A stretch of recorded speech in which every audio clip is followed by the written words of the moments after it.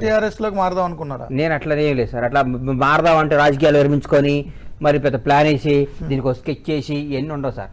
పోయి అడిగి జాయిన్ చేసుకోండి సార్ అని అడిగి జాయిన్ అయ్యాడు. నాకు అట్లా నాకు ఏ రాజకీయ పార్టీలో జారను, నాకు ఏ రాజకీయ పార్టీ చేయను, ఏ రాజకీయ పదవి పొందను, ఏ రాజకీయాలు చేయను అని ప్రమాణం చేస్తున్నారు. అని ప్రమాణం ఎందుకు మళ్ళీ దీని మీద ఇంకో కాంట్రవర్సీయా? నువ్వు ప్రమాణం చేయించి నన్ను ఇక్కడ తీసుకొచ్చారు మూర్తి గారు. మీరు కాదు, మీరు నన్ను ప్రమాణం చేయించుకొచ్చి ఎడదా తీసుకొచ్చారు. మళ్ళీ ఇంకో కొత్త ప్రమాణం చేయించి మళ్ళీ ఏం చేస్తారు సార్? నన్ను వదిలేయండి మహాప్రభు. కాదు, ఇప్పుడు ఆంధ్రాలో సినిమాకి సంబంధించిన వాళ్ళు కొత్తగా జాయిన్ అయిపోయి ఓ వీరంగం చేస్తున్నారు. ఇక్కడ తెలంగాణలో ఉన్న మీరు ఒక్కరు విత్డ్రా అవుతున్నారు. మోహన్ బాబు చూడండి, జీవితా రాజశేఖర్ చూడండి, పోసాని కృష్ణమురళి చూడండి, అసలు భయంకర వీరంగం చేస్తున్నారు వాళ్ళు అక్కడ. నేనేం మాట్లాడను సార్ దీని గురించి. నో కామెంటా? మాట్లాడు. వాళ్ళందరూ అంటే నాకు గౌరవంగా నేనేం మాట్లాడలేను.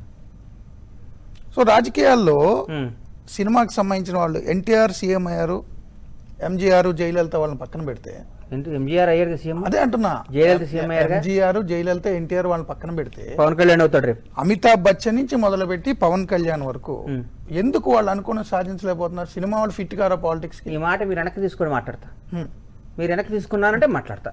వెనక్కి తీసుకోవాలంటే ఏంటి చెప్పండి. మీరు ఒక మాట అన్నారు, అమితాబ్ బచ్చన్ నుంచి పవన్ కళ్యాణ్ దాకా అన్నారు కదా, రెండో మాట వెనక్కి తీసుకుంటే మీకు ఆన్సర్ ఇస్తా. సరే, చిన్న బ్రేక్ తీసుకుందాం. బ్రేక్ తర్వాత వెనక్కి తీసుకుంటా. చిన్న